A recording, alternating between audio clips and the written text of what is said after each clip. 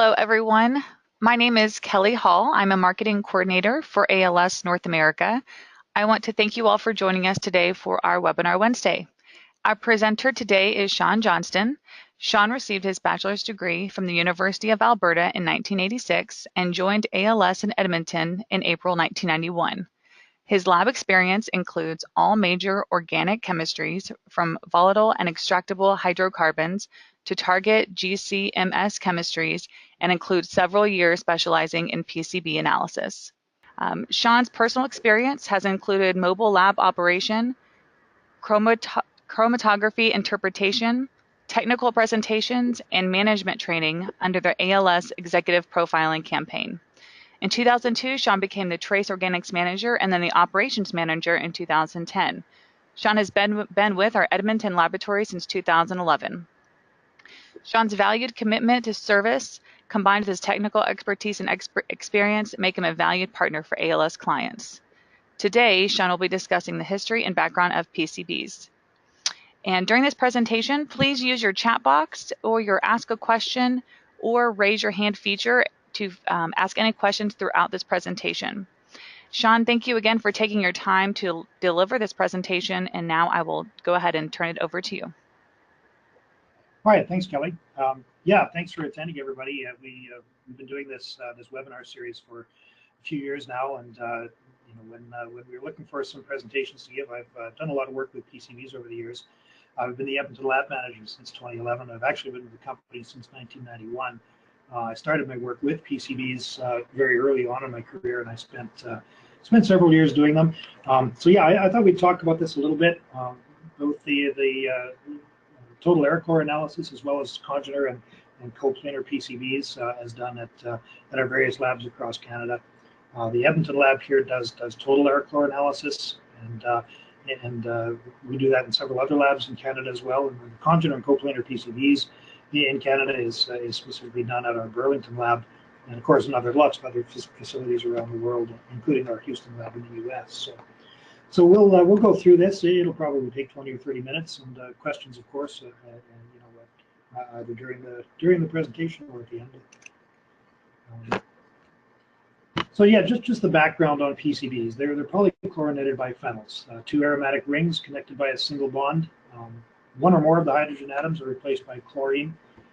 They were first synthesized in the late 1800s. It's a very, very stable molecule, very good electrical insulating and thermal properties. So its primary use has been in electrical transformers and heat exchangers, but it's been used for a whole variety of uses, including paint sealers, plasticizers, all kinds of things. So it's known that at least 100 million tons have been produced. It's probably much higher. There's a relative scarcity of records from the old Eastern Bloc countries. So it's possibly as much as 2 million tons have been produced. North America, Monsanto is the primary producer.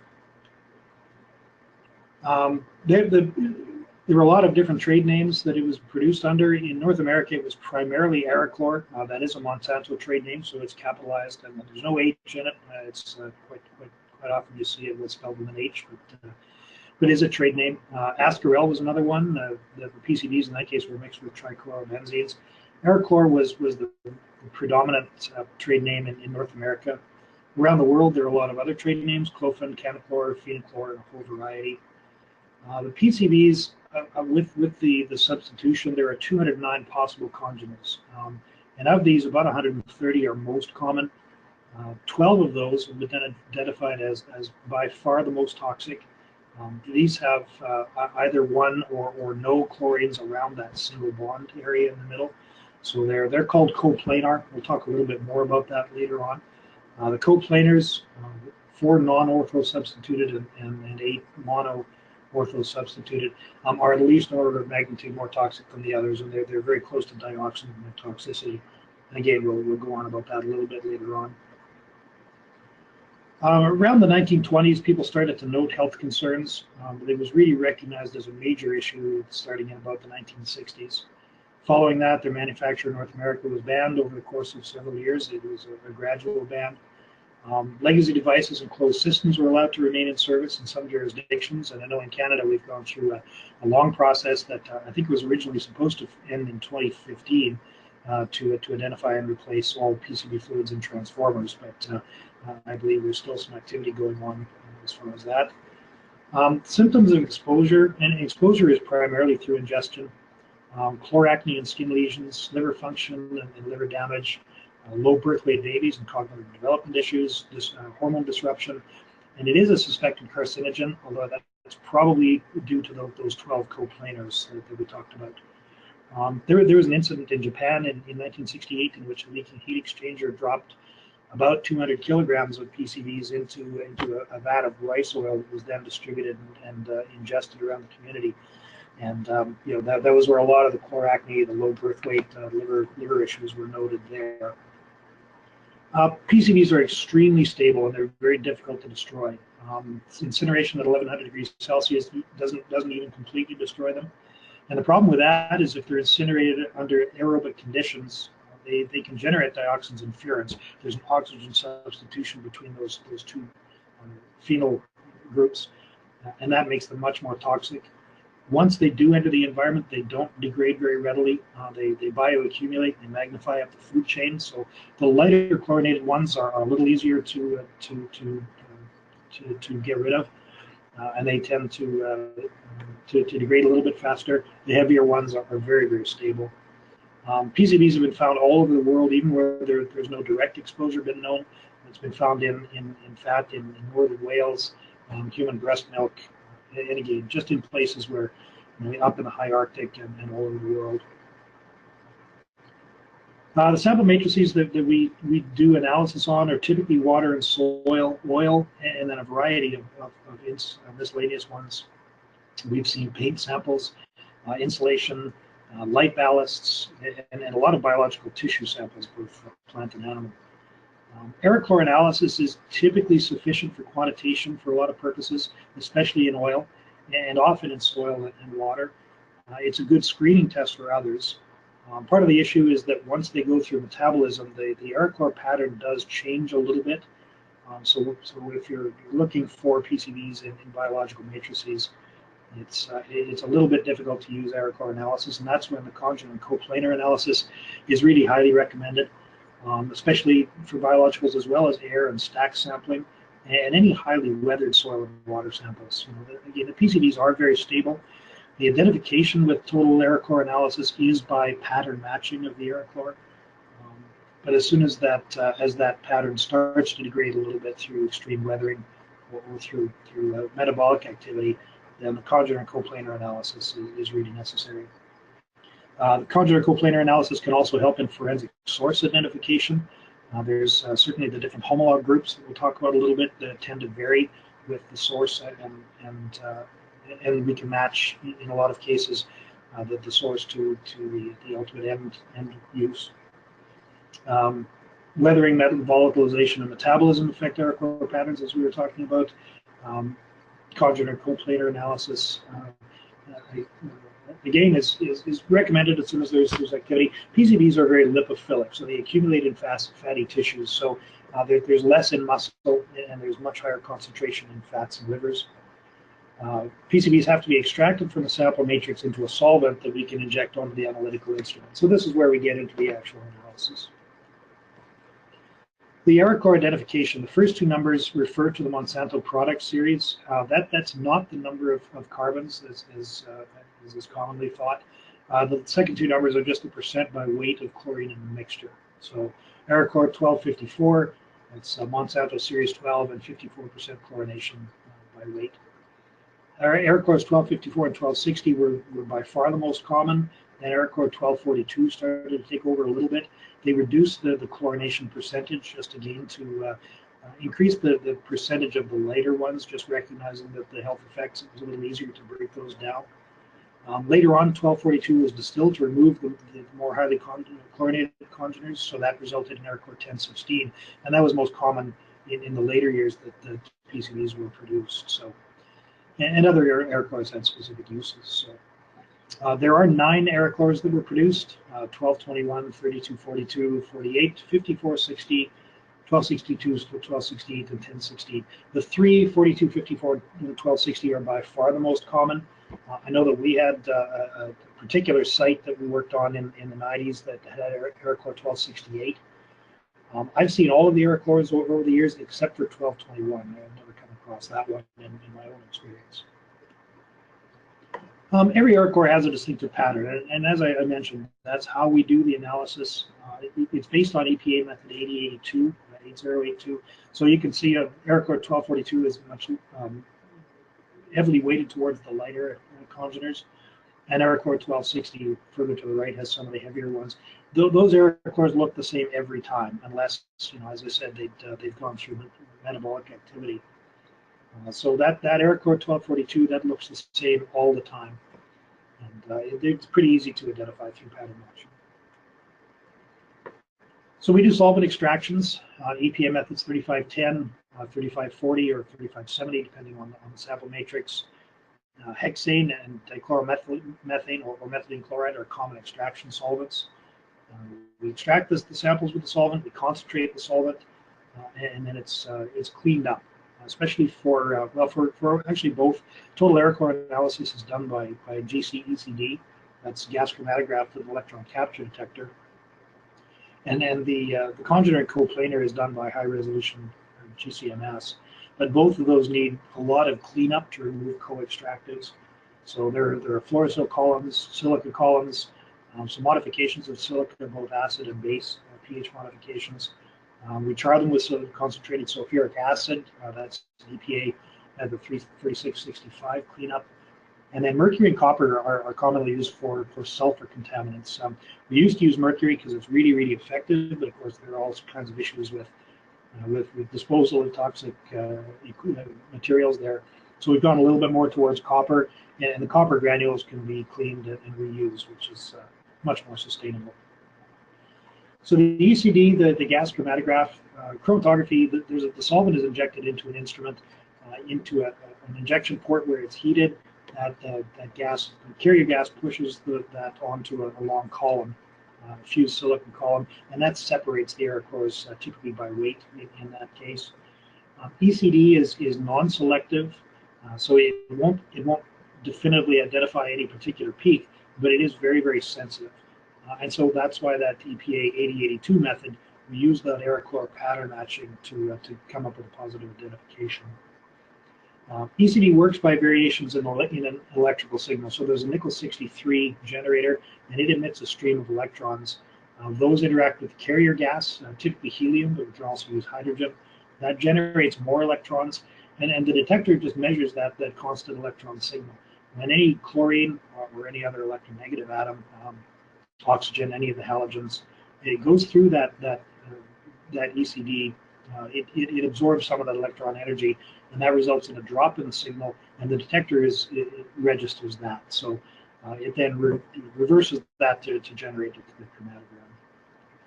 GCMS confirmation can be used to confirm when it's necessary. Typically, that's not needed with total Aroclor analysis because the cleanups we have are quite effective. But every once in a while, we'll come up with a sample where the cleanup is just not sufficient to get down to clear all of those co-extractives out, and we have to go to GCMS confirmation. But typically, Aroclor analysis is quite possible to do by ECD. And there's just an example of a sulfur-contaminated sample.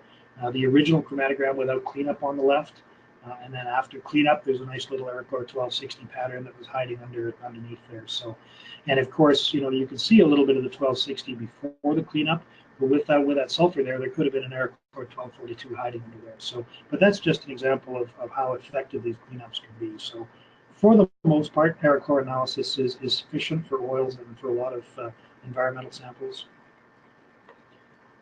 But when it isn't, and the congener and coplanar analysis is really very effective. There of the 209 congeners, the question comes, why looking for those coplanars specifically? And they're talked about as the non-ortho substituted, so there are no chlorines in the 4 active sites right adjacent to that single bond. That reduces the steric hindrance, so it means the molecule, it has the ability to move about that single bond, so it can exist in a single plane. And in the cell, that bonds to the aryl hydrocarbon receptor and allows it to move inside the nucleus and interfere with RNA transfer, and it can affect DNA and gene expression. And that's why those coplanars are most so toxic. So it's not just the non-ortho substituted, but again, a number of the mono-ortho substituted. Just the ones with very little chlorine in that, around that, adjacent to that single bond, are the ones that are the most toxic. Toxic equivalency factor has been assigned to every congener, and that's relative to 2378 TCDD, tetrachlorodibenzyl P-dioxin. That's been identified as the most toxic dioxin, and it's used as the basis, the index for all the rest of the dioxins, the furans, and the congener coplanar PCBs. So every compound has been assigned a toxic equivalency factor relative to 2378 TCDD, and then that's multiplied by the mass and summed to yield a toxic equivalent. And that's as defined by the World Health Organization. There were a few different toxic equivalent calculations that have come up, but WHO is the one that's typically used nowadays. So the various structures, there are planar ones, there are coplanars, and that's where the two benzyl-benzene structures are in the same plane. Those are the ones that allow them to pass through. Congeners, again, all of the various individual forms of PCBs. We'll go over homolog groups a little bit, and then the level of chlorination. So this is the basic structure of the PCBs. There's a single bond between the two benzene rings. OM and P, those just refer to the ortho, meta, and para configurations. So the O's, and they're the ortho. Those are the ones where there's little or no chlorine substitution. Those are the ones that become the coplanars. Dioxins, the same two benzene rings, but with two oxygen between them, and then the furan, a single oxygen. Homolog groups. So this is really just the number of chlorines. There are, and you can see in there the number of compounds with, on the top line, 1 chlorine, with 2 chlorines, etc. And then the numbers in the brackets are the ones that are of the greatest toxic concern. So again, with the PCBs, you've got 12 that have been identified in there. This is all of the 209 congeners split up by homolog group. So again, just a little graphical demonstration of the number of congeners in each of those homolog groups. So on the bottom, the 1 chlorines, the second row from the bottom, the number of congeners with 2 chlorines, etc. So they're really clustered in the middle, of course. That's to be expected. So congener PCB analysis, sample and extract preparation. GCMs is very selective. Complex matrices can still introduce low-level interference of single ions, so that can sometimes prevent positive identification. GCMs works by breaking compounds up into their natural ion fragments, and we look at the ratio of those ions to come up with a positive identification. And that ratio comes up with something called an ion spectrum. The extract cleanup for congener and coplanar PCBs is much more detailed and intensive than total Aroclors. It allows for removal of nearly all the interfering compounds. It reduces the background noise and allows for much better detection limits through mainly improved signal-to-noise ratio. So really, there are just fewer small bumps on the chromatogram and very few ions that are interfering. And the high-resolution mass spectrometer is very, very good at giving resolution for individual ions. So it's very sensitive. A lot of silica gel column cleanups. Again, we do pH adjustment for those. If we do acid and base of silica, it'll clean out a lot of those interferences. EPA method 1668, it's an isotope dilution method with carbon-13 labeled standards. That was the first method that really was able to look for all 209 congeners, and it breaks them up in the homolog group. Carbon-13 labeled standards are very, very good because it shifts the ions by 1, or depending on the number of substitutions. But it's essentially the same compound. It's the same PCB congener, but the weight is a little bit different, so it's separated on mass spec, but it also gives you a very good idea of your method efficiency. So those are very effective. So GCMs, gas chromatograph and mass selective detector. The gas chromatograph, again, provides that separation. The solvent extract is injected into an injection port. It's heated to a gas. The gas is pushed onto the analytical column. That column is coated with a stationary phase that separates compounds chemically, and typically by weight as well. So every compound has a unique mass charge ratio spectrum for each. There quite often there will be another compound with similar or the same ions, but the ratio of those ions is different. So that spectrum is used to identify each individual congener. Each isotope has a unique ratio. But again, you can have the same ions, but it's the ratio among those ion fragments that's used for positive analysis. So qualitative analysis, again, is the positive identification based on GCMs ion ratios. And then quantitative analysis, we'll measure the area of each of those peaks and relate that to a calibration standard. And again, the mass of sample that was extracted. And that's where we come up with milligrams per liter or milligrams per kilogram, or for that matter, micrograms per liter. Thank you, Sean, for that presentation.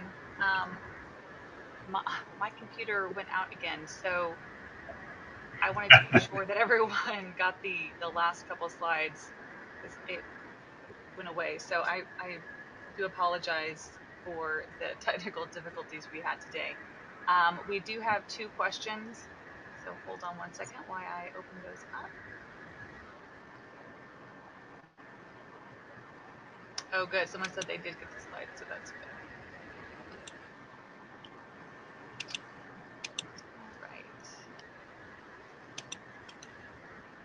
All right. I see one here about the sampling containers for soil. Typically, Yes. we send out a 100 ml jar for those.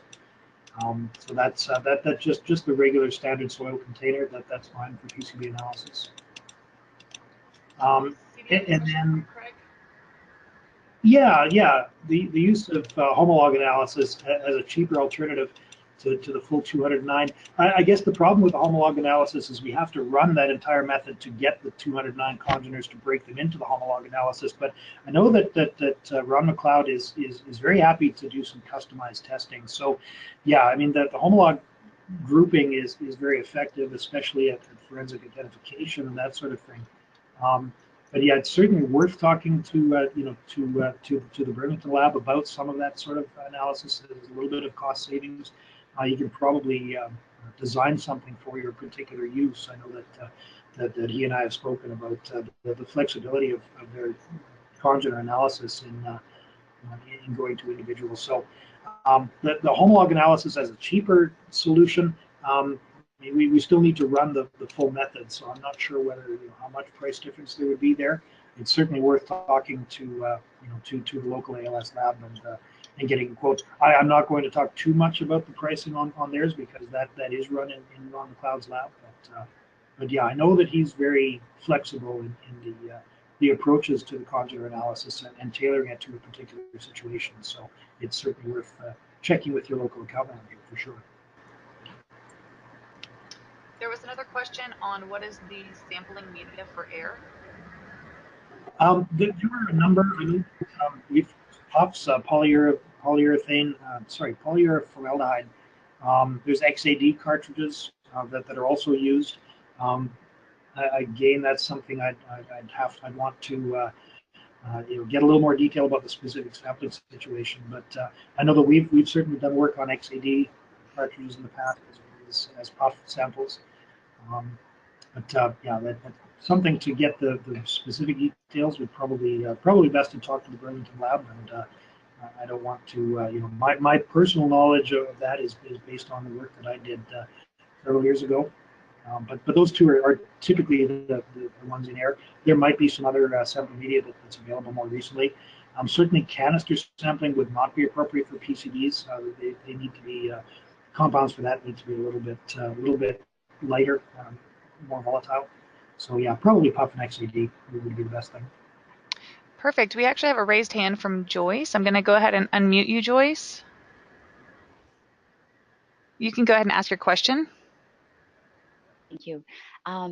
So what kind of industry should we be looking for PCB? So, and I ask this question because a lot of the times we have many different accident or spills or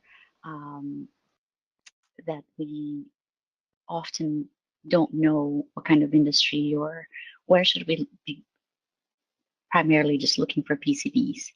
Yeah, anything to do with the electrical power generation and distribution, that was its primary use, and that's probably the most common source that we get.